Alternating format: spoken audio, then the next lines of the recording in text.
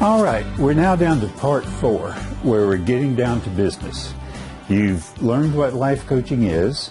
We've gone over the basic skills that you need to be a life coach and some advanced skills that you may choose to investigate further. Now we're going to talk about getting down to your business, actually getting your life coaching business started. And the first section is Module 10, is on selecting the particular niche that you want to get involved in, okay, and how to pick that out. So there are a wide variety of possible areas that you can get involved in. It's called life coaching because it involves your whole life. It can involve any aspect of a person's life. There are a lot of opportunities in vocational area.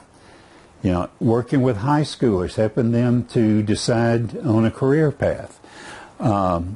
Certainly relationships. I know one coach who labels herself as a relationship restoration specialist. She works with people who want to get back together but are still having problems.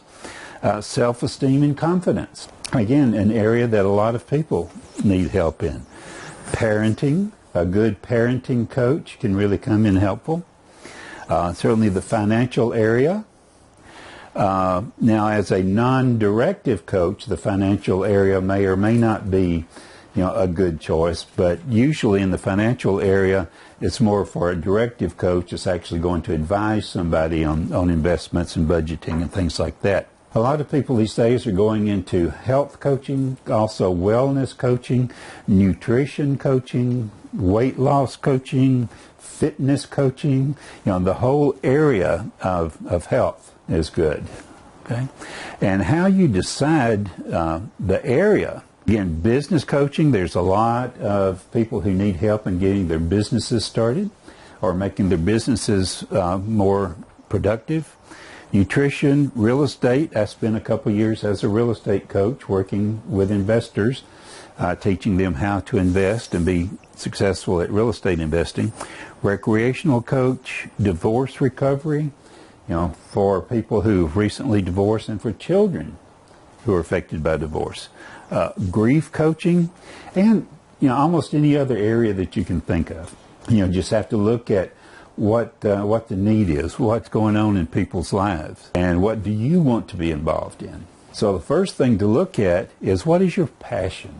And we all have things that we really enjoy, things perhaps that we even do as a hobby, or we love to do when we have time to do it. So being a coach should be consistent with whatever your passion in life is. Your passion may be cooking. You thought about being a cooking coach? What's your experience? If you're experienced at a particular area, then that's an experience that you can bring to a coaching profession. What were you trained as in your education? It may be something that you want to use that training, or it may not be. You know, but certainly something to look at. And an important consideration is, are there potential clients?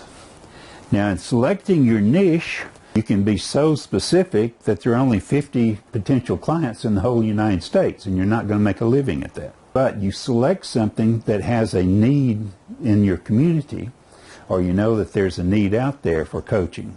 So hopefully it's also consistent with your passion, experience, and education. Because, you know, this is not something we do recreationally.